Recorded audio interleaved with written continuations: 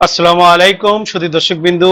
এই আমাদের আজকের উপস্থাপনা যারা দেখছেন তাদের সকলকে আমি আজকের আলোচনায় বা উপস্থাপনায় স্বাগত জানাচ্ছি। আমরা এই চ্যানেলে মাছ চাষের বিভিন্ন আধুনিক প্রযুক্তি এবং মাছ চাষে উদ্ভূত বিভিন্ন যে সমস্যা সেই সমস্যার বিষয়ে আমরা প্রতিবেদন উপস্থাপন করে থাকি। সুধী দর্শকবিন্দু, আজকে যে বিষয়টা আলোচনা করব সেটি খুবই গুরুত্বপূর্ণ।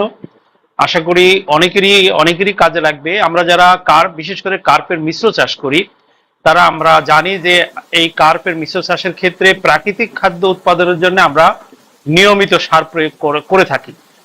তো আমরা যারা এই সার প্রয়োগ করি, যেসব চাষি ভাইরা প্রয়োগ করে, আমরা দেখেছি যে সার প্রয়োগের ক্ষেত্রে বেশ কিছু ভুল ভ্রান্তি আমাদের কাজের ভিতরে রয়ে গেছে। কি কি ভুল আমাদের চাষিরা ভাইরা করে থাকেন, এটা অভিজ্ঞ সবাই করেন না, কিন্তু অনেক চাষিরা এই ভুলগুলো করে থাকেন। আপনি মাছ চাষ করছেন, আজকে আমাদের উপস্থাপনার সাথে মিলিয়ে দেখেন যে আপনার কোথায় ভুল হচ্ছে।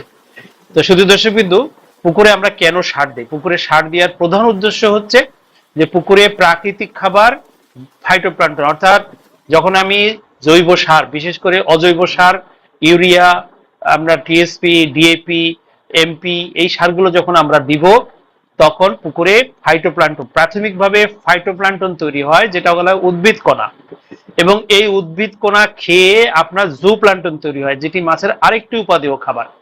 তো সরাসরি মাছে ফাইটোপ্লাঙ্কটন খাই, আবার ফাইটোপ্লাঙ্কটন খেয়ে যে জু প্লাঙ্কটন তৈরি হয় সেটাও মাছে খেয়ে বড় হয়, এবং একে বলা হয় যে প্রাকৃতিক খাবার।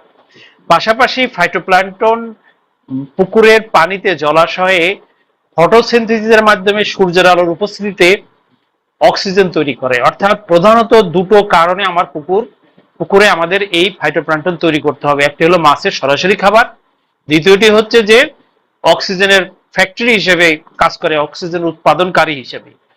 এছাড়া পুকুরের যে আপনার বিভিন্ন রকম ক্ষতিকর গ্যাস আছে, যেমন অ্যামোনিয়া, অন্যান্য গ্যাস, এই ফাইটোপ্লাঙ্কটন এই গ্যাসগুলাকে, এই উপাদানগুলাকে, ক্ষতিকর উপাদান, এগুলো শোষণ করে নেয়, শোষণ করে নিয়ে পানিটাকে ভালো রাখে। এই জন্য অনেকগুলো কাজ আছে, তো প্রধানত এই তিন কাজের জন্য আমরা পুকুরের পানি হালকা সবুজ রাখবো। তো এখন এই সবুজ রাখার জন্য আমরা যারা সার প্রয়োগ করি তারা আমরা কি ভুল করি? আমরা দেখেছি অনেক সময় যে অনেকেই পুকুরে সার প্রয়োগ করছে, কিন্তু তার পুকুরে কচুরিপানা বা অন্যান্য অ্যাকোয়াটিক উদ্ভিদ কিনার দিয়ে রয়ে গেছে। তো এখন আপনার পুকুর আপনি যদি এই অবস্থায়, অর্থাৎ অ্যাকোয়াটিক উদ্ভিদ থাকার পরে, জলজ আগাছা থাকার পরে যদি আপনি ইউরিয়া টিএসপি দেন, তাহলে ইউরিয়া টিএসপি হচ্ছে যে নাইট্রোজেন এবং ফসফরাস, যেটা সরাসরি ওই অ্যাকোয়াটিক উদ্ভিদ শোষণ করে নিবে।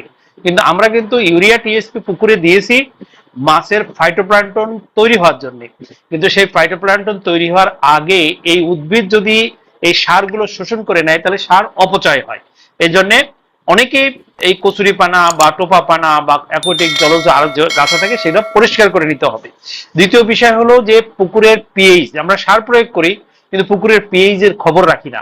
মনে রাখতে হবে যে পুকুরের পিএইচ 7 এর বেশি থাকলে, একটু ক্ষারীয় পরিবেশ থাকলে আপনার সারের কাজ বেশি হয়। অর্থাৎ আপনি 1 কেজি ইউরিয়া প্রয়োগ করলেন, 1 কেজি ইউরিয়া আপনাকে যতটা উপকার করার কথা, যদি পিএইচ এর মান 7 এর উপরে, 7.5, 8 এরকম থাকে, তাহলে এই সারটা অধিকতর কার্যকরী হয়।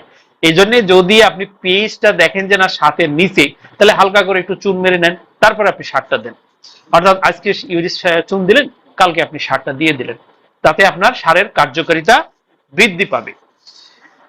আবার অনেকে মেঘলা আবহাওয়া চলছে, ঝিরঝির বৃষ্টি চলছে, বা মানে আপনার এই সূর্যের আলোর অ্যাভেলেবিলিটি নাই, সেই সময় অনেকে সার প্রয়োগ করতে দেখা যায়। মনে রাখতে হবে যে সার পুকুরে প্রয়োগ করলে এইটা ফাইটোপ্লাঙ্কটনে কাজে লাগাবে, উদ্ভিদে কাজে লাগাবে। এখন সূর্যের আলো যদি না থাকে, যদি রৌদ্রোজ্জ্বল দিন না হয়, তাহলে এই সারের অনেক অংশ মাটিতে চলে যায়, পানিতে আর ভেসে থাকে না, ফলে উদ্ভিদে ফাইটোপ্লাঙ্কটনের জন্মাতে পারে না বা গ্রহণ করতে পারে না, ইউটিলাইজ করতে পারে না।